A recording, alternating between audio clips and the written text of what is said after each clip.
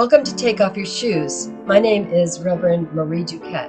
I'm an ordained minister in the Lutheran tradition, and I believe that where my story, your story, and God's story meet, there is holy ground. Holy Gospel according to Matthew, the 11th chapter. Glory to you, O Lord. When John heard in prison what the Messiah was doing, he sent word by his disciples and said to him, "Are you the one who is to come, or are we to wait for another?" Jesus answered them, "Go and tell John what you hear and see. The blind receive their sight, the lame walk, the lepers are cleansed, the deaf hear, the dead are raised, and the poor have good news brought to them. And blessed is anyone who takes no offense at me." As they went away, Jesus began to speak to the crowds about John.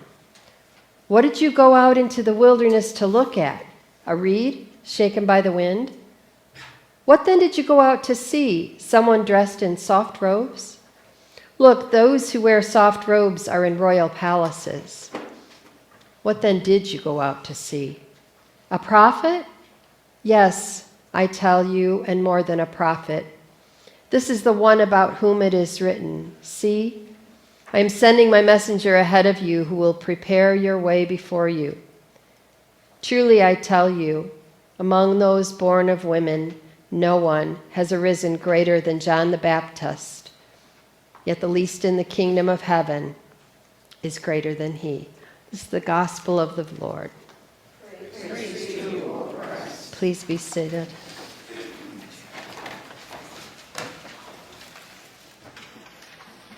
May the meditations of my heart and the words of my lips be acceptable in your sight, good Lord. Amen.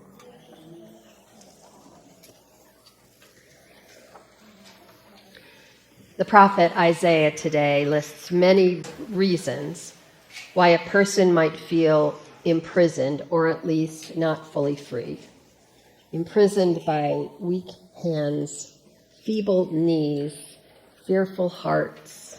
Imprisoned by not being able to see or hear or walk or leap like a deer or speak. Imprisoned by not having access to water. Isaiah prophesied that all of these will see the glory of the Lord, all of these who suffer. Psalm 145 speaks of freeing those in prisons of hunger or prisons of injustice. And the fifth word that I read from the Gospel of Matthew today is prison, which is where we find John the Baptist, in a prison he would never leave in this world, yearning to know if Jesus was the Messiah, the one for whom they had waited. In 2018, I took a train to Washington, D.C. for an event on racism and mass incarceration in this country.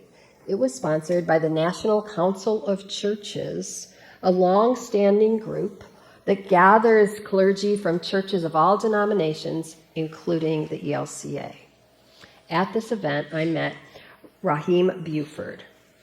Rahim spoke to a full room of clergy from all denominations at 9 o'clock on a Wednesday morning from within his 3-foot square cage in the corner of the conference room where we met. His poetry from that place traced the path that led him to an unprotected place where his do-over childhood met our for-profit prison system. His 26 years in a cage began at age 18.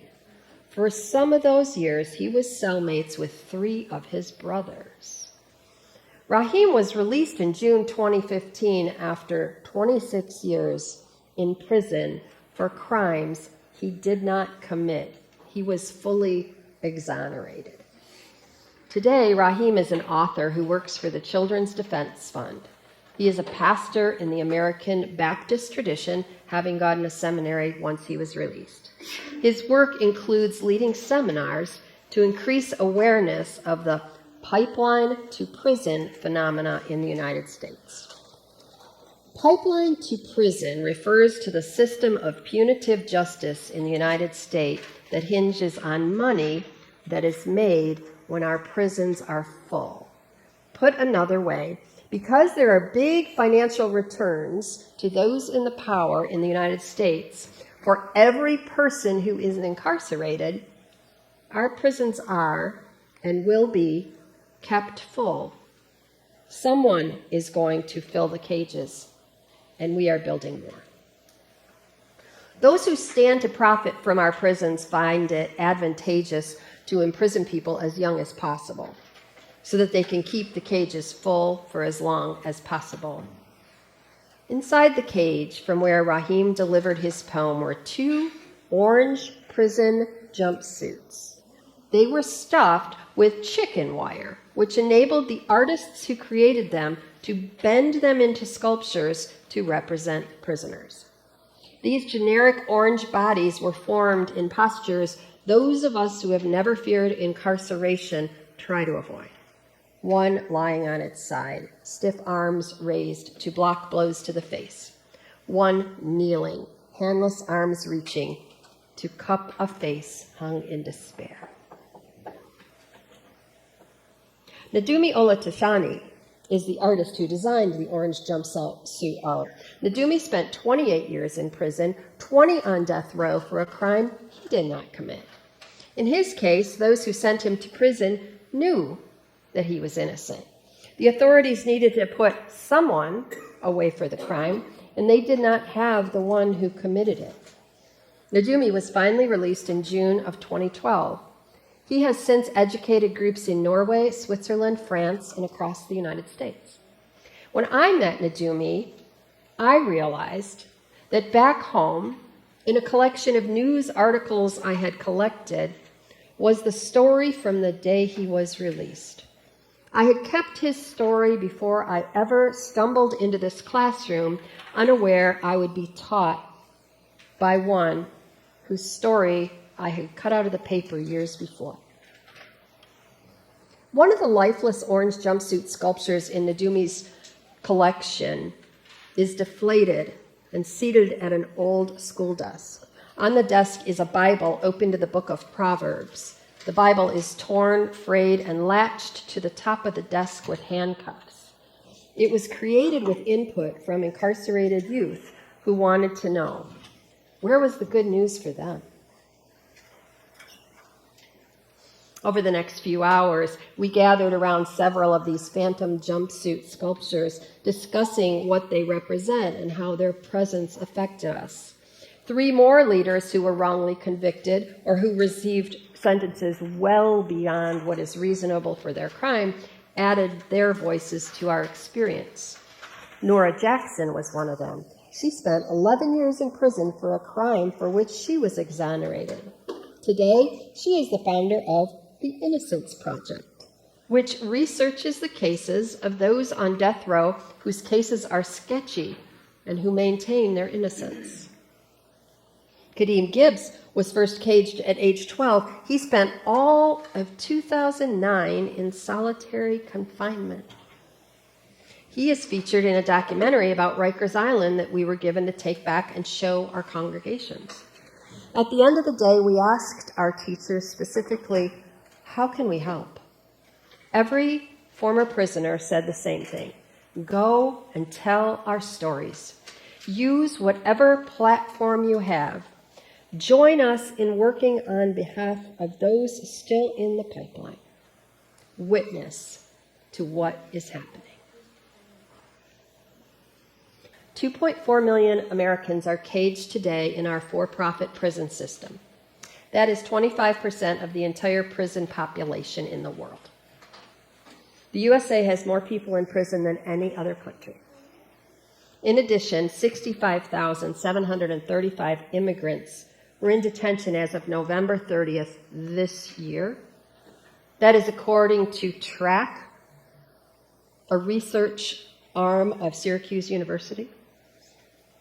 And of those 65,735 immigrants in detention, 73.6% have no criminal conviction. At this point, you might be thinking, whoa, this is the message she's given us 10 days before Christmas. This is the message right by the sparkling tree. I know. And yet, apparently, this is the message the gospel wants us to be certain not to miss. Today's gospel found John the Baptist in prison. Of course, we know he's innocent. Ultimately, he was beheaded by Herod for calling out Herod's inappropriate actions involving his brother Philip's wife and her young daughter. Today, we call this speaking truth to power. And while John is in prison, we hear Jesus' words speaking to the crowds who came out to see him in the same way that he speaks to us today. What did you go out into the wilderness to look at? A reed shaken by the wind? What then did you go out to see? Someone dressed in soft robes? Look, those who wear soft robes are in royal palaces. What then did you go out to see? A prophet? Yes, I tell you, and more than a prophet. This is the one about whom it is written, see, I'm sending my messenger ahead of you who will prepare your way before you. Jesus says, truly I tell you, among those born of women, no one has arisen greater than John the Baptist, yet the least in the kingdom of heaven is greater than he. It is easy to assume that people in prison deserve to be there, that immigrants in our country are here illegally, and that they are a drain on society. These are invalid assumptions. The truth is that our prisons are full of people whose punishments far exceed the crimes for which they are imprisoned. The truth is many in prison are there for the crime of being in the wrong place at the wrong time. Many are black or brown, some are white, many are immigrants. One of the cases that I never can shake is that of the exonerated five black youth who were in prison for decades for a crime in Central Park that they did not commit. All 5 of them have been exonerated. Many of them have gone on to teach at universities. Immigrants are some of the greatest contributors to our society. They provide labor, talent, they pay taxes. They coach youth sports. They write books. They help us heal and live longer. They are our nurses and doctors and surgeons. Why would we not want them here? Jesus knew that John did not belong in jail, just as Jesus knows today the name of every single person who has been unjustly accused and imprisoned. Now, maybe you feel overwhelmed by these stories I tell you today. It's hard to hear of such wrongs without wanting to fix them. The reason I tell you about them today is that when problems are so big, so complex, so tragic, that they are hard for us to fix, one act of faith, one thing we can do is witness to what is happening, to be willing to learn about it, to not be afraid to talk about it. That is where our power lies. John the Baptist was Jesus' cousin, one of his dearest friends on earth, and his partner in the gospel. There's a memorable legend. Let me say that again. There is a memorable legend about John the Baptist that I heard from my New Testament professor, Clayton Croy. He told it this way. This is a little-known story about John the Baptist, he said. It's little known because I made it up. John's family, it turns out, had a business selling shoes. It was called Shakes, based on some private joke between his parents about if someone doesn't welcome you, shake the sand off your sandals and ease on down the road. So when John grew up, he spent some time working at Shakes. And he liked to tell the story about one day when Jesus came in to buy some shoes. John would say, I knew who he was. Of course I did. We did some baptisms together and all.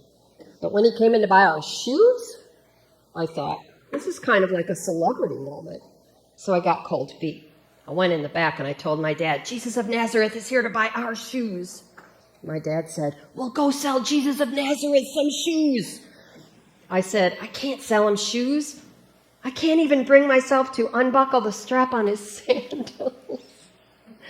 So my dad ends up waiting on Jesus. First, he took him some shoes he thought were fit for a king, some Florsheim's, Air Jordans, higher-end Birkenstocks. But Jesus wasn't having it. He ended up buying the least expensive sandals we had in the whole store. It wasn't long after that that Herod and Pilate had Jesus crucified. Jesus, the most peaceful man I ever knew. I heard my dad say to my mom once, Elizabeth, sometimes I think about Jesus buying our shoes, how we would see him by the lake, in the temple, walking all over. And then I think about him walking up that lonely, hard road to Golgotha, and I realize that everywhere he went, from Samaria to Galilee to Nazareth and finally to the cross, he was walking in our shoes.